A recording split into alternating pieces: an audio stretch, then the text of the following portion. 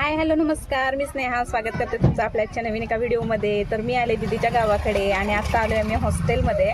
तर मुलींना सुट्ट्या पडल्यात, आता जाणार आहे मुलींना घेऊन घरी। तर एका गाडीवरून दोघी जणी गेलेत आणि तेजू आमच्या सोबत आहे। बॅक साईडला त्यांचं सगळं हॉस्टेलमधलं अंथरूण वगैरे कपडे वगैरे जे काही आहे ते आहे। आणि आता चालू आहे आम्ही घराकडे गेल्यानंतर पुढे आम्ही शेतामध्ये जाणार आहे। तर व्हिडिओ कंटिन्यू करा। तर आता आम्ही आलोय दीदीच्या शेताकडं शेंगा काढायला आणि आता चाललोय शेंगा काढण्यासाठी शेताकडं। तर ही जी आहे पायवाट। तर चला आता आम्ही चाललोय शेंगा काढायला। तर साईडने इकडे बघू शकताय भाताची शेती आहे।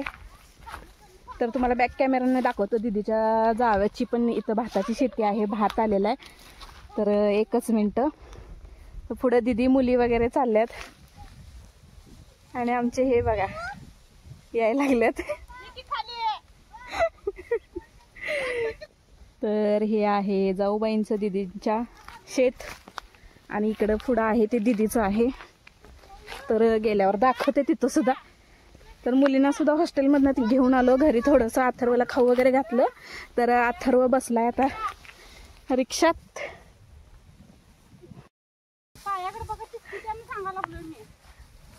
तर आता आमचे आहो पण आलेले आहेत शेंगा काढायला आणि अशा तऱ्हेने आता आम्ही शेंगा काढून घेतो आणि तुमच्याशी शेअर करतो। तर चला व्हिडिओ कंटिन्यू करा। काय करायलाय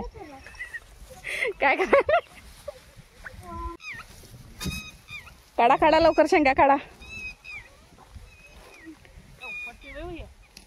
तर हाय तंबाखू आणि मधीच भुईमुगाच्या शेंगा लावलेले आहेत। तरी तर दीदीने काढले बघा एक। पाऊस पडला असता त्या टायमाला काढायची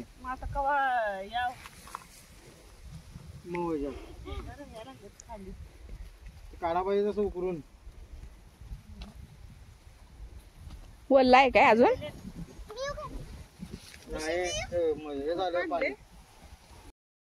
तर थोड्याशा शेंगा झाल्या उपटून, पण आता पाऊस यायला लागलाय, वातावरण खूप आभाळ झाले म्हणून आता घरी पाऊस चालू झाला म्हणून आम्ही गाडीमध्ये येऊन बसलो। दीदी आम्हाला जावा बोलत होती पण मोठाच पाऊस यायला लागला म्हणून ती पण आली आणि मग आम्ही सोबत घरी गेलो।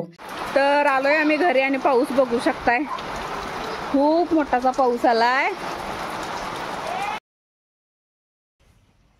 हाय हॅलो नमस्कार, मी स्नेहा स्वागत करते पुन्हा एकदा आपल्या व्हिडिओमध्ये। तर आजचा दुसरा दिवस आहे। काल अर्धवटच शेंगा काढल्या आणि पाऊस आला म्हणून घरी आलो।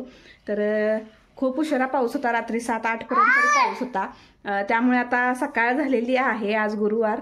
आमचं आवरलंय। तर आता आम्ही दीदी आणि भाऊजी गेलेत सकाळीच लवकर तर शेताकडं।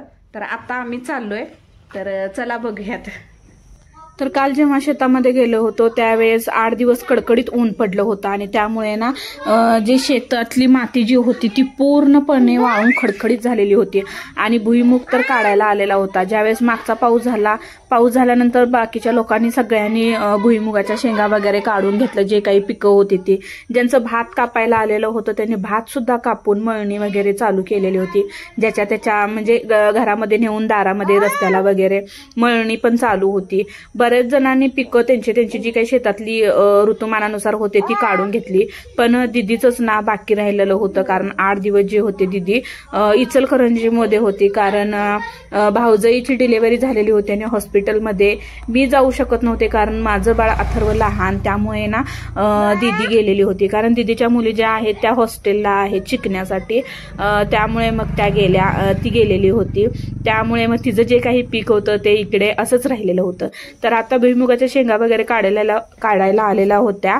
मग भाऊजाईला जेव्हा डिलिव्हरी झाली, डिस्चार्ज वगैरे 8 दिवसांनी दिला, आदल्या दिवशीच ती घरामध्ये त्यांना ठेवली आणि त्यानंतर मग माझ्याकडे आली होती। तर तीच बोलली की आम्हाला 1 दिवस म्हणजे मदतीसाठी माणसं हवीत, पण गावामध्ये ना त्यांच्या इकडे आता सगळ्यांची पिकं काढायची घाई चालू होती आणि माणसं मिळणं काढायला मजुरीवर मिळतच नव्हती। त्यामुळे ना मग आम्ही दोघांनी निर्णय घेतला की आपण मदतीसाठी जाऊया दीदीच्या, म्हणून मग आम्ही अर्णवचा सुद्धा शेवटचा पेपर होता तो झाला आणि त्यानंतर मग आम्ही दुपारच्या वेळेमध्ये गेलो। आधी मुलींना हॉस्टेलमधून घेतलं आणि त्यानंतर मग तुम्ही व्हिडिओमध्ये सुरुवातीला बघितलंच. त्यानंतर डायरेक्ट आम्ही घरी सगळं सामान ठेवलं, अथर्वला खाऊ घातला आणि शेतामध्ये गेलो. तर पावसाने खूप हे केलं, बघितलं म्हणायचं, देवच पावला. कारण जे काही भुईमुगाच्या शेंगा होत्या त्या निघतच नव्हत्या, कारण शेंगा खाली राहायच्या आणि वरती जे उगवून आलेलं होतं तर त्या पूर्ण फक्त हातामध्ये येत होतं.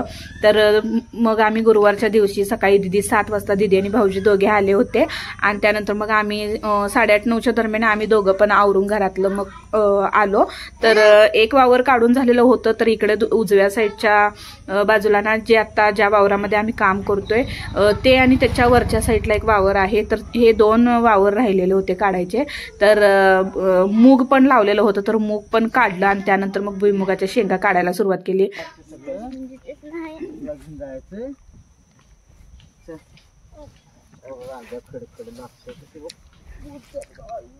आता तू कुठे चालला शेंगा काढायला? शेंगा काढायला चाललास होय? चला चला आता वरच्या वावरात काढूया शेंगा. ते जे आलेस काय? तर आता आम्ही चाललोय वरच्या वावरात शेंगा काढायला. तर आता इकडलं सगळं झालं काढून, मूग काढलं, शेंगा काढल्या. आता वरच्या वावरातलं तेवढ्या राहिल्यात, तेवढ्या काढून घेतो. या बघा शेंगा.